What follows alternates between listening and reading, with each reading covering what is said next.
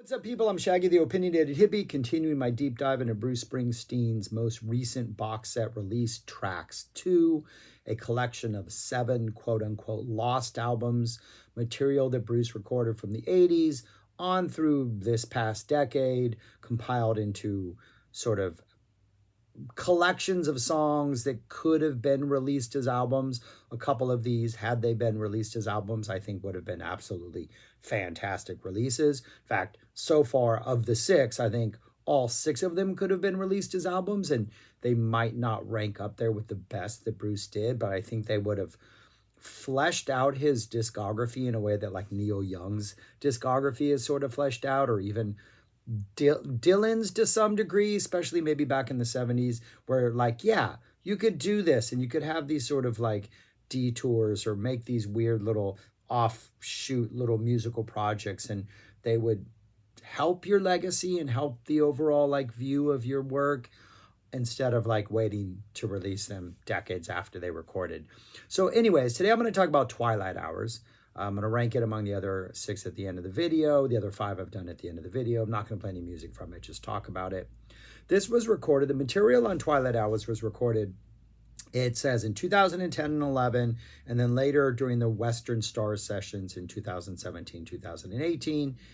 And this is Bruce as a crooner. This is Bruce as a vocalist. This is Bruce as, I'm not going to go like Frank Sinatra type thing, but like there's strings and there's like trumpets and there's like 70s soft rock balladry vibes and there's like warm synths, and like this is not a rock and roll album. This is not a 50s rock album. This isn't your Nebraska Stark acoustic album. This is Bruce playing it pretty chill, singing, putting those pipes to good use. And it kind of all works. It is what it is from start to finish. Like almost everyone starts off with like maybe a piano, some soft acoustic, band comes in at some point with like some soft drums, some bass playing, maybe some tasty trumpet throughout it. Like it's a pretty low key, late night, drinking some wine, sitting in front of the fireplace type listen. But it kind of all works. Once you accept that this is what this is, I think every song kind of delivers in a pretty good way. And yeah, you're not getting a lot of variety, but there is subtle variety. You know, that one starts with a piano. This one has a little more of an acoustic vibe. There's a little bit of like vibe changing in that way. This one sounds like more like a traditional Bruce Springsteen, My Hometown type ballad with that, just that sort of steady, sort of simple drum beat in the back. So it sounds like Bruce in that he's not trying to put on this affectation when he sings. He's just singing in a Bruce voice. And I think a lot of these songs, had they been dropped on an album like Born in the USA or Magic or one of those albums which do feel a little more like variety in the songs, like I don't think any of these are going to really, they'll stand out if you drop them on like a Nebraska or the Ghost of Tom Joad. But if you drop them on one of those albums which has a little more diversity, I think kind of all of these work. And a number of them I think are really, really good songs. Lyrically, I think a lot of these are a lot more just poetic lyrics instead of sort of character-driven narratives that we maybe think of if we think of like a low-key Bruce album. They're not like these portrait of like down and out people as we would get on like a Nebraska or a Ghost of Tom Joad, but they're more like, I'm in love, you're in love, maybe there's heartbreak. These more poetic pictures of characters who are experiencing love or experiencing life instead of really these more narrative-driven things. Though I do think we get, like probably the highlight of this entire disc occurs on the second half, a song called High Sierra. This one definitely has more of a narrative storytelling vibe. I think it's the longest track on here at like 6.5 minutes. It's got these really big, like grand orchestral swells at the end that kind of remind me of like a pure comedy Father John Misty era type piece, where you definitely are like, you got the lead singer and you just got this really like lush sounding band behind you. I think that's probably the highlight. And maybe that's the highlight because it is tapping into more typical Bruce lyrics and, a storytelling vibe. But for the most part, the lyrics work, the performances work, the songs work. And if you're not immediately turned off by the vibe, I think this is a really good listen. Um, Opens up with a song called Sunday Love. Bruce doesn't have Sunday Love. That's the problem. He's never had it. He kind of wants it. We got a full-on 70s, some nice horn work, super soft. It's got almost a Manilow vibe. There's a Barry Manilow vibe in some of these, where ultimately we get away from what I think Barry, as each song would go on, the production would be a little more syrupy, a little more sappy. The strings would be a little bit sweeter and maybe a little bit higher. And I think a number of these songs, I'm like, oh, this could go into Weekend in New England or whatever that song is. This could go into even now. That's a Seeger song. Whatever that other one, it could go into a Manilow ballad. My Manilow ballads, I'm forgetting right now. But Weekend in New England, is that the song? That's kind of reminds me of that. Like it could go into that direction. It does it. It ultimately goes into a Bruce direction. But a number of these start off in that kind of 70s sweetness. And Bruce sounds good. He's singing. His voice works. But I do like the opening Sunday Love. I think that's one of the stronger tracks on here. And then the second track, Late in the Evening, which is not a Paul Simon cover, also just, it works. I think these are two of the strongest songs on here. I think they get the momentum going, where I don't think a number of the songs other than High Sierra really don't deliver on this level, but the expectations are clearly set and none of them are really bad. But Late in the Evening is good. Nice piano ballad with a nice subtle bounce to it. Some like orchestral swells throughout the work. Two of Us is one of the ones that feels like more of a straightforward Bruce type ballad, but we still are like kind of in a syrupy 70s vibe. Some strings, some drums, some trumpet action kind of lurking around. Lonely Town. When love has let you down, there's always Lonely Town to go to. That's what the lyrics are talking about. And a lot of these have really, really good melodies. I love the melody on Sunday Love. I think that's a really strong aspect of the song. They're just really like Manilow. Manilow's great at writing melodies.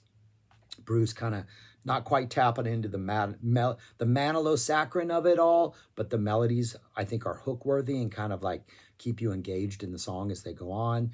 But Lonely Town has this melody that reminds me of something. I want to say it's like a 70s ballad, but every time we get to this Lonely Town, I'm like, oh, that's just like something. In fact, there's a number of songs on here. I'm like, oh, that's just like this other ballad that I can't remember. But I like it. I like Lonely Town.